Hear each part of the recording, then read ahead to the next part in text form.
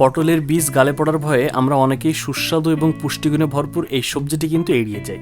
তবে পটলের এই বীজ ফেলেও কিন্তু অসাধারণ একটা রেসিপি করা যায়, যেটা ওপার বাংলা এবং এপার বাংলা দুই বাংলাতেই খুবই জনপ্রিয়। বিশেষ করে ইন্ডিয়াতে ফেমাস এই রেসিপিটি অনেকে অনেকভাবে করে থাকেন, তবে আমরা আজকে আপনাদেরকে দেশি স্টাইলে এই রেসিপিটি দেখাবো। আসসালামু আলাইকুম। আমাদের আজকের রেসিপি কাপলস রসিকর স্পেশাল পটলের দোরমা। প্রথমেই পটলের খোসাগুলো ভালোভাবে আঁচড়িয়ে নিতে হবে। আমরা এখানে বটির পিছনের অংশটা ব্যবহার করছি, আপনারা চাইলে ছুরি দিয়েও আঁচড়িয়ে নিতে পারেন।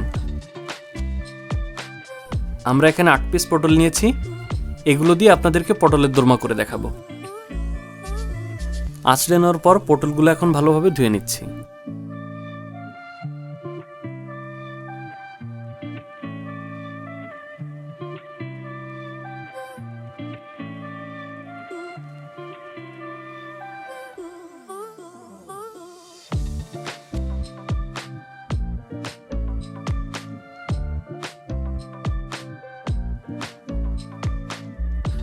তারপর পটলের মুখের কিছু অংশ এভাবে কেটে নিচ্ছি। তারপর একটা চামচের পেছনের অংশ দিয়ে এভাবে মুখে একটা সার্কেল করে নিচ্ছি। এখন চামচটা ঘুরিয়ে ঘুরিয়ে ভেতরের বীজগুলো বের করে ফেলবো। এটা কিন্তু খুব সাবধানে করতে হবে, খেয়াল রাখতে হবে যেন বীজ বের করার সময় এটা ফুটো হয়ে বা ফেটে না যায়। দেখুন আমি একেবারে পরিষ্কার করে নিয়েছি, ভেতরে কোনো বীজ নেই। এভাবে একে একে সবগুলো পটল ক্লিন করে নিব। এগুলো এখন একটা পাত্রে পানিতে ভিজিয়ে অন্যদিকের ভেতরের পুর তৈরি করব। পুর তৈরির জন্য আমি চিকেন নিয়ে নিচ্ছি আধা কাপ পরিমাণ। এখানে আপনারা চিকেনের পরিবর্তে পনির, ডিম, চিংড়ি মাছ বা ডাল দিয়েও করতে পারেন। পুর করার জন্য এখন একটা পাত্রে 2 টেবিল চামচ তেল নিয়ে নিচ্ছি। মাঝারি সাইজের একটি পেঁয়াজ কুচি নিচ্ছি। এখন এর মধ্যে ব্লেন্ড করা চিকেন কিমা নিয়ে নিচ্ছি। আপনারা চাইলে সিদ্ধ করেও ব্লেন্ড করতে পারেন, আমরা কাঁচাটাই কিমা করে নিয়েছি।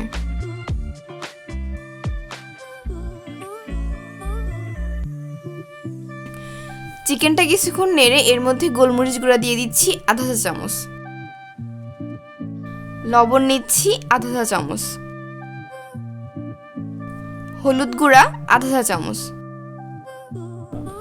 জিরা গুঁড়া আধা চা চামচ, লাল মরিচের গুঁড়া আধা চা চামচ,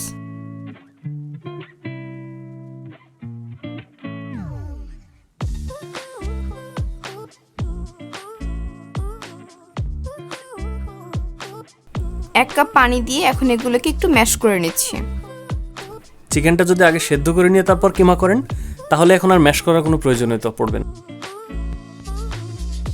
এখন এগুলো ঢেকে দিচ্ছি এবং পানি শুকিয়ে যাওয়া পর্যন্ত অপেক্ষা করছি।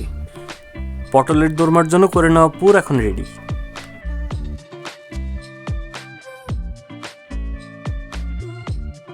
এখন পুরগুলোকে পটলের পেটের মধ্যে ঢুকিয়ে নিচ্ছি।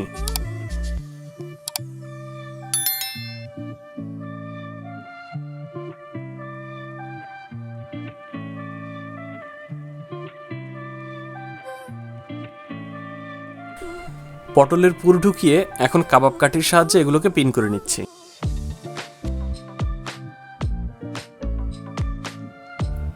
তারপর একটা পাত্রে কিছুটা তেল নিয়ে এখন এগুলোকে কিছুক্ষণ ভাজতে হবে। তারপর একটা পাত্রে কিছুটা তেল নিয়ে এই পটলগুলো এখন ভাজতে হবে। অনেকে এখানে পটলের গায়ে একটু হলুদ লবণ মাখিয়ে নেন সুন্দর কালার আসার জন্য, তা আমরা এটা স্কিপ করছি, আপনারা চাইলে করতে পারেন। চামচ দিয়ে ঘুরিয়ে ঘুরিয়ে পটলগুলা 5 মিনিটের মতো ভেজে নিচ্ছি। 5 মিনিট ভাজার পর দেখবেন পটলের গায়ে এমন একটা রং আসছে। এ পর্যায়ে এগুলোকে উঠিয়ে রাখবো। কাবাব কাঠির পরিবর্তে আপনারা টুথপিক বা সিম্পল যে কোনো কাঠি ব্যবহার করতে পারেন। আমরা আসলে গ্যাসের চুলায় কাবাবের একটা রেসিপি করেছিলাম, তো সেখান থেকে কিছু স্টিক বেঁচে গিয়েছিল, তো সেজন্য আমরা এখানে কাবাব স্টিকটাই ব্যবহার করেছি। আর গ্যাসের চুলায় কীভাবে আপনারা কাবাব বানাবেন তার রেসিপি যদি দেখতে চান, তাহলে আমাদের ডেসক্রিপশন বক্সে আমি লিঙ্ক দিয়ে দিচ্ছি, চাইলে দেখে নিতে পারেন। পটলের দোরমাকে একটু গ্রেভি করার জন্য ওই তেলের মধ্যেই পেঁয়াজ বাটা নিয়ে নিচ্ছি আধা কাপ পরিমাণ, আদা বাটা 1 চা চামচ, রসুন বাটা 1 টেবিল চামচ, কাঁচামরিচ বাটা 1.5 টেবিল চামচ,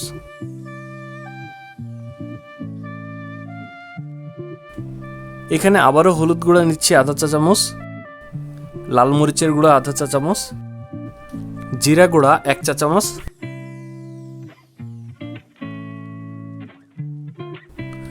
লবণ স্বাদ মতো।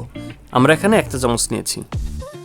আমাদের ব্যবহৃত সকল উপাদানের পরিমাণ কিন্তু ডেসক্রিপশন বক্সে দেওয়া আছে, সো ভুলে যাওয়ার কোনো সুযোগই নেই।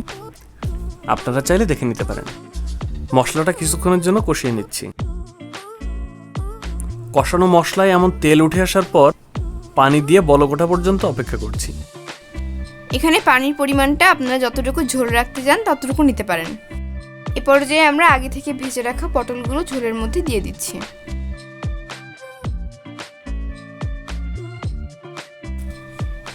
এখন এগুলো মিডিয়াম লো আঁচে রেখে ঢেকে দিচ্ছি।